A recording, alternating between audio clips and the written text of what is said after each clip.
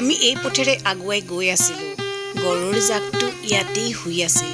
এই তিনিআলিটোতে গৰুৰ জাকটো শুই থকাৰ বাবে আমাৰ গাড়ী আগুৱাই যাবলৈ যথেষ্ট অসুবিধা হৈছিল। আমি লাহেকৈ গাড়ীৰ পৰা নামি আহিলোঁ আৰু গৰুৰ জাকটোক খেদি দিলোঁ। তেতিয়াহে আমি আগুৱাই যাবলৈ সক্ষম হ'লোঁ। এতিয়া যথেষ্ট ৰাতি হৈছে, এইটো কাৰণে ভিডিঅ'টো প্ৰস্তুত কৰিলোঁ। যিহেতু আমি গাড়ী লৈ এতিয়া ঘৰলৈ গৈ আছোঁ, এই গৈ থকাৰ সময়তে দেখিলোঁ বাটত বহুত গৰু বাটৰ মাজতে শুই আছে। গাড়ীখন পাৰ কৰিবলৈ যথেষ্ট অসুবিধা হৈছে। সেয়েহে ভাবিলোঁ ভিডিঅ'টিও প্ৰস্তুত কৰোঁ, আপোনালোকৰ বাবে আগবঢ়াই দিওঁ।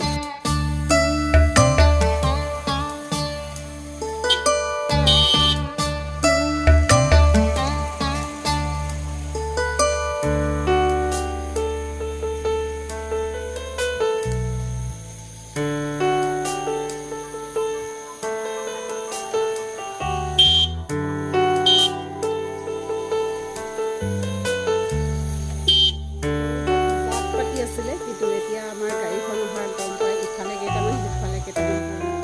Bye bye Tata, bye bye Tata, আকৌ শুবলৈ যোৱা।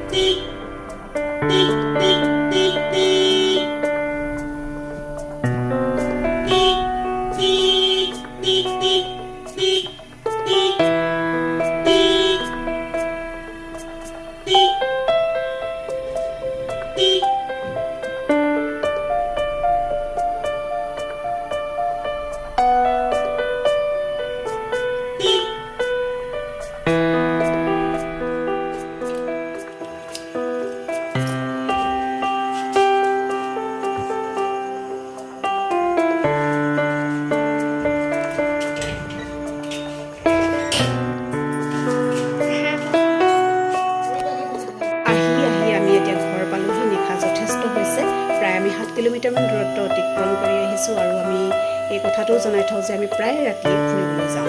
প্ৰায় 7 কিলোমিটাৰমান দূৰত্ব অতিক্ৰম কৰি আহোঁতে আমি বাটত 2-3বাৰমান গৰুৰ জাক লগ পাইছোঁ আৰু গৰুৰ জাকবোৰৰ কাৰণে বাটৰ মাজত শুই থকাৰ কাৰণে আমাৰ গাড়ী আগবাঢ়ি অহাত যথেষ্ট অসুবিধাও হৈছে।